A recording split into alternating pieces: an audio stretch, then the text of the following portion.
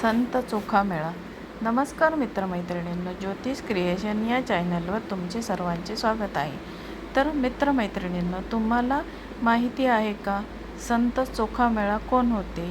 तर आज आपण त्यांच्याबद्दलच संपूर्ण माहिती या व्हिडिओमधून पाहणार आहोत. तर ती तुम्ही नक्की ऐकावी किंवा वाचावी ही सर्वांना माझी नम्र विनंती आहे. तर संत चोखामेळा हे केवळ 14व्या शतकातील एक संत नव्हते, तर महाराष्ट्राच्या सामाजिक आणि आध्यात्मिक इतिहासातील एक क्रांतिकारक महापुरुष होते. जेव्हा समाज जातीभेद आणि विषमतेच्या अंधकारात गटांगळ्या खात होता, तेव्हा आपल्या अभंगाच्या माध्यमातून समतेची पहाट आणणारा हा थोर संत होता. आज आपण संत चोखामेळा यांच्या जीवन प्रकाशाचा आणि त्यांच्या महान योगदानाचा अधिक सविस्तर आढावा घेऊया. तर संत चोखामेळा समतेचा आद्य उद्वत्ता आणि विठ्ठलाचा लाडका भक्त. जन्म आणि कौटुंबिक पार्श्वभूमी. संत चोखामेळा यांचा जन्म विदर्भातील बुलढाणा जिल्ह्यातील मेहुणा राजा या छोट्याशा गावात झाला. नंतरच्या काळात उदरनिर्वाहासाठी ते पंढरपूर जवळील मंगळवेढा येथे येऊन स्थायिक झाले. त्यांचे संपूर्ण कुटुंबच भक्तिरंगात न्हालेले होते.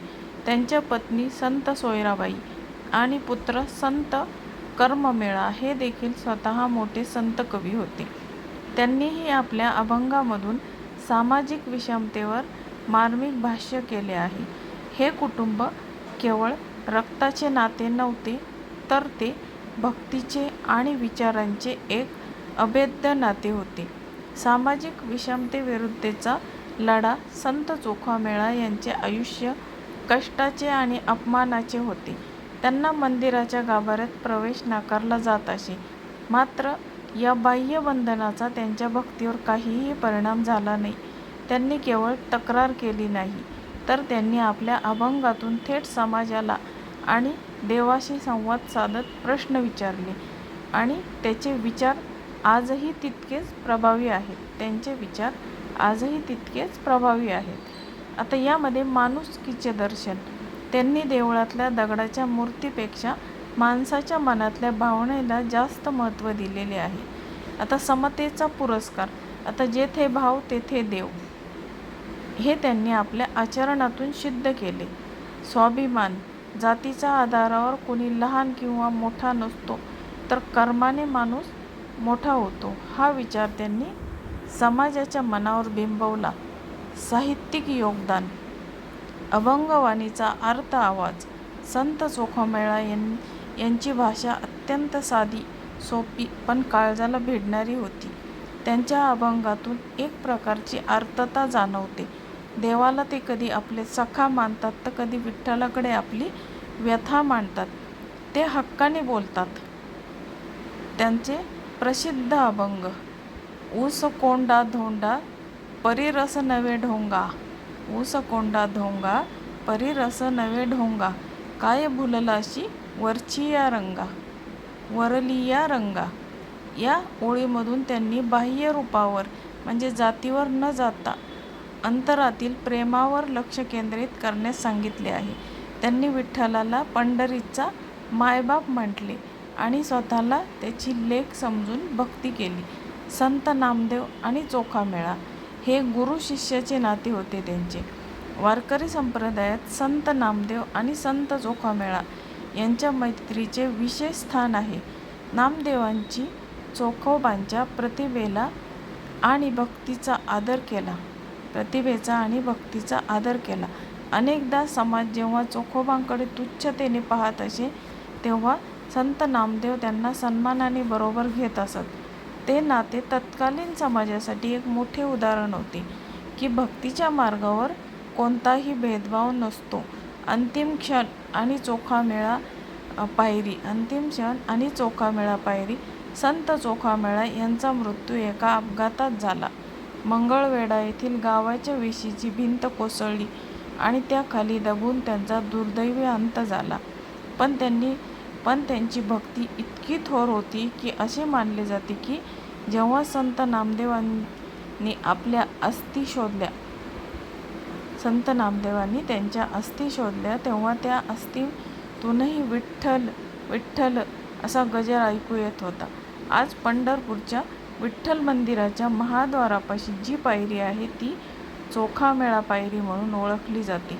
मंदिराच्या मुख्य गाभाऱ्यात प्रवेश करण्यापूर्वी प्रत्येक वारकरी या पायरीवर नतमस्तक होतो.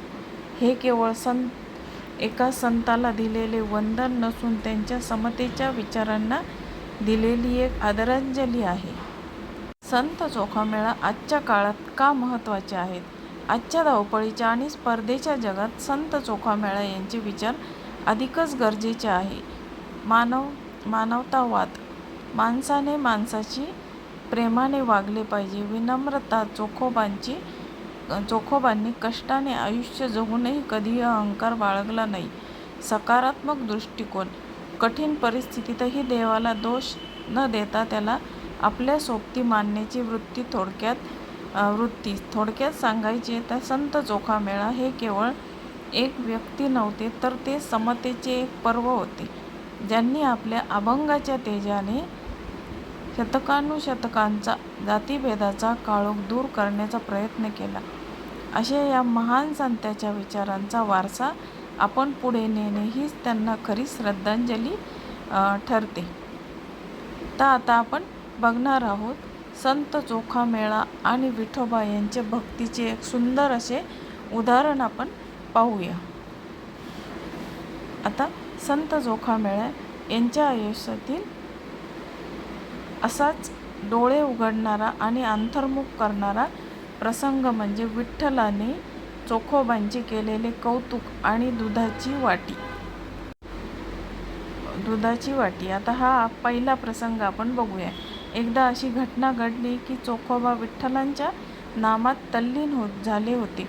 त्यांच्या भक्तीची परीक्षा घ्यावी असे विठोबाला वाटले. विठोबाने एका ब्राह्मणाच्या रूपात येऊन चोखोबाच्या भक्तीची कसोटी पाहिली. चोखोबाने त्या पाहुण्याचे अत्यंत आदराने स्वागत केले. घरात काहीही नसताना त्यांनी आपल्या मनातील प्रेमाने आणि श्रद्धेने त्याला दुधाची एक वाटी अर्पण केली. त्या दुधाच्या वाटीत केवळ दूध नव्हते, तर त्यात त्यांच्या मनातील शुद्ध भक्ती, प्रेम आणि समर्पण भरलेले होते. विठोबा त्या साध्या दुधाच्या वाटीने इतका प्रसन्न झाला की त्याने स्वतःचे रूप प्रगट केले. चोखोबांच्या भक्तीचे त्यांनी भरभरून कौतुक केले. तर हा दुधाच्या वाटीचा आपण प्रसंग पाहिला. तर हा प्रसंग केवळ एक कथा नाही, तर तो भक्तीची पराकाष्ठा आणि तत्कालीन समाजाच्या संकुचित मानसिकतेवर पडलेला एक लख्ख प्रकाश आहे. आता आपण प्रसंग दुसरा बघूया. एकदा पंढरपुरात खूप मोठा उत्सव होता. सर्व भक्त आनंदाने विठ्ठलाच्या दर्शनासाठी मंदिरात जात होते. त्याच वेळेस संत चोखामेळा नेहमीप्रमाणे मंदिराच्या बाहेर पायरीपाशी बसून विठ्ठलाचे नामस्मरण करत होते. त्यांना आत जाण्याची परवानगी नव्हती. काही कर्मठ लोकांनी त्यांना तिथूनही उठवले आणि दूर चंद्रभागेच्या वाळवंटात जाऊन बसण्यास सांगितले. त्यावेळी चोखोबा शांतपणे नदीकिनारी गेले आणि एका झाडाखाली बसून डोळे मिटून विठ्ठलाचे ध्यान करू लागले. त्यांच्या डोळ्यातून अश्रू वाहत होते, पण त्यात राग नव्हता, तर देवाच्या दर्शनाची आर्त ओढ त्या अश्रूंमध्ये दिसत होती. असे मानले जाते की आपल्या खऱ्या भक्ताची ही अवस्था पाहून पांडुरंगाला मंदिरात राहणे असह्य झाले. प्रत्यक्ष विठ्ठल एका सामान्य माणसाचे रूप घेऊन चंद्रभागेच्या वाळवंटात चोखोबाकडे आले. त्यांनी चोखोबाचे सांत्वन केले आणि त्यांना आपल्यासोबत जेवायला बसवले. त्याच वेळी मंदिराचे पुजारी तेथे आले आणि दुरून पाहताना पुजाऱ्यांना फक्त चोखामेळा एकटाच बसून हवेत हात हलवून गप्पा मारताना आणि जेवताना दिसले, कारण देव फक्त चोखोबांनाच दिसत होते.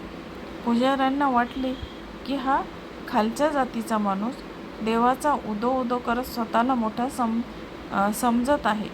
पुजाऱ्याने रागाने चोखोबांच्या कानशिळात लगावली. चोखोबांनी काहीही न बोलता तो अपमान सहन केला आणि ते तिथून निघून गेले. संध्याकाळी जेव्हा पुजाऱ्यांनी मंदिराचा गाभारा उघडण्यासाठी गेले, तेव्हा तेथील दृश्य पाहून त्यांचे पाय लटपटू लागले. विठ्ठलाच्या मूर्तीचे गाल पुजाऱ्यांनी चोखोबांना मारले होते तसेच लाल झाले होते आणि देवाच्या गालावरून रक्ताची धार वाहत होती. पुजाऱ्याला तत्काळ आपल्या चुकीची जाणीव झाली व पुजाऱ्याला समजले की ज्या चोखोबांना आपण हीन समजत होतो त्यांच्या हृदयात साक्षात परमेश्वर वास करतो आहे. संत चोखामेळा त्यांच्या काही प्रसिद्ध आणि हृदयस्पर्शी अभंग ओळी. चोखोबांनी आपल्या अभंगातून देवाला खूप हक्काने आणि प्रेमाने जाब विचारला आहे. आता त्या अभंगाच्या ओळी कोणत्या आहेत ते आपण बघूया.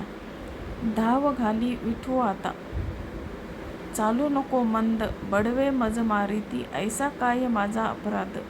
या अभंगात ते म्हणतात, हे विठ्ठला, आता लवकर धावून ये, उशीर करू नकोस.